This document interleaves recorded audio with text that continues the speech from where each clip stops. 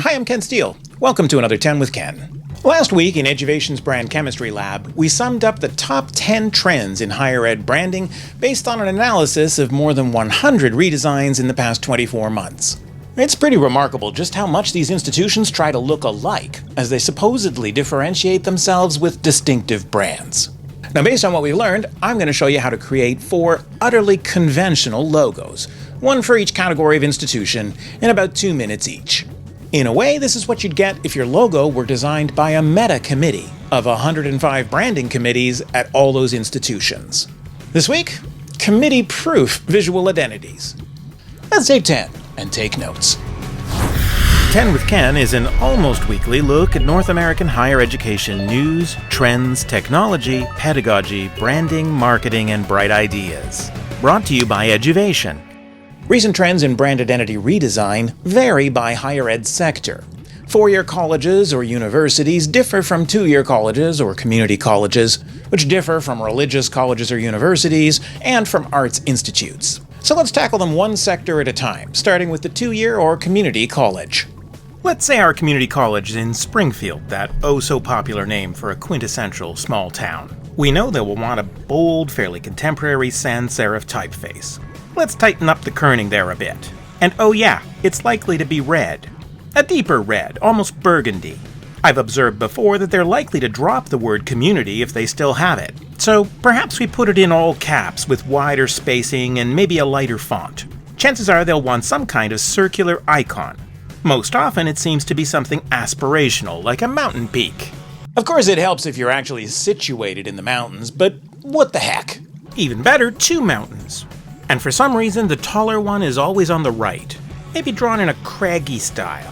Perhaps we interrupt the circle for greater interest. We probably need a horizontal design too. Somehow that 2-font solution doesn't look as good this way. Let's go back to a single font. If we've got the budget, maybe we could look at a 3-color treatment. That way we get some blue sky in there. And back to the vertical treatment that seems to be increasingly popular. And there you have it. A community college logo based on the last 31 community college redesigns. But the typical religious college logo would look pretty different, wouldn't it? The typical religious college is often a university college that's perhaps just gained university status, and is named for some dead white guy. Worthington is a great example that hasn't been taken yet, except on Dawson's Creek. Odds are really good that these folks will opt for an elegant serif typeface, but if they know what they're doing, they will avoid too fine serifs that will break up at small sizes. If they're really insecure, they'll want the whole name to look like it's been engraved in stone. But let's say they aren't that insecure. Chances are good that they will opt for a mix of serif and sans serif type. Of course, the profs on your committee are going to be sad to lose the engraved look of Trajan, but hopefully your marketing agency can convince them that in order to attract millennial students, you gotta look like you're in the 21st century. We know they're likely to go for blue, but a deeper blue that suggests wealth and history. Let me just tighten up that kerning a bit. Okay, good. These guys won't use a circle, they're much more likely to want a shield, whether or not they have an official coat of arms. If their designer's completely lacking in creativity, they'll likely recommend sticking the initial in there. To keep those profs happy, they might suggest using that nice engraved font, Trajan. But if the institution has history, or a budget, they'll likely want to insert some architectural feature that suggests the institution wasn't born yesterday. Stereotypically, a colonnade. If you're lucky though, your campus has at least one building fancy enough to have a cupola, or even better, a steeple. That way, religious alumni don't feel like you're completely abandoning your spiritual foundations. But if you don't have one, hey, invent one for the logo. So there you have it, a quintessential new visual identity for a religious college. Although the gold might be a bit ostentatious if you have Protestant roots, so perhaps we stick with a reassuring blue. Again, when we consider the horizontal layout, it's tempting to stick with a single font instead, although the word form of Worthington seems to nestle into university better when it's right aligned. If you want to look really big and established, you could go with the embedded shield, which leaves you open for plenty of sub-brands.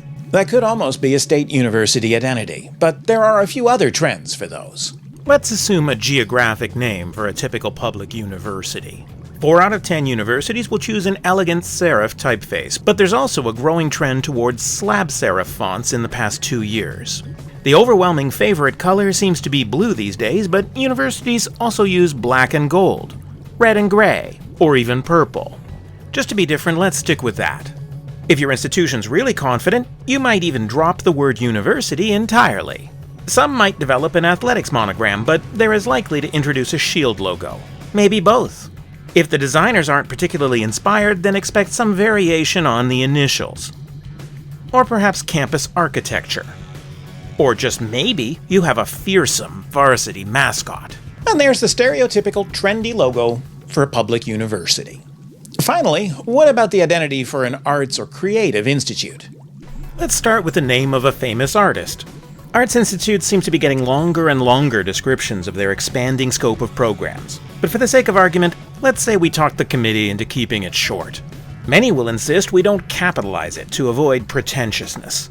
And of course, we know they will want a sans serif typeface that draws as little attention to itself as possible. And black. Lots of black. They'll probably try to stack the words in an eccentric way. If the institute has pretensions of university status, then perhaps they'll opt for a shield of some kind. Maybe with a portrait of the artist or a significant symbol. But no, probably not. Maybe a joyful expression of unbridled creativity. But we'll talk about how badly that can turn out in our upcoming episode on branding misfires. Perhaps we use a box grid of some sort to frame the logo. Maybe something sketchy, or reversed, or really casual. Although considering the latest redesigns from OCAD and Ravensbourne, there's going to be a powerful temptation to create a logo that acts as a frame for the artwork of students and faculty. At least it's an effective way to flatter your most vocal critics on campus and get that design approved.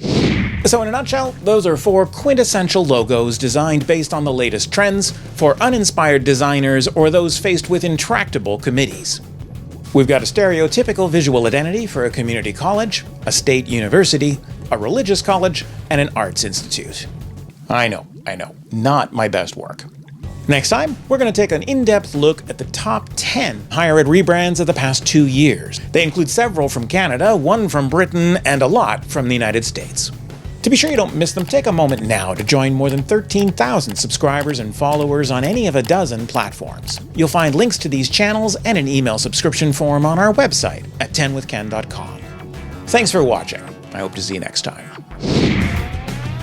10 with Ken is a production of Eduvation Inc., copyright 2017. I'm available for conference keynotes, campus PD events, board retreats, and committee workshops, in person or now virtually too. For more information, please visit www.eduvation.guru or 10withken.com.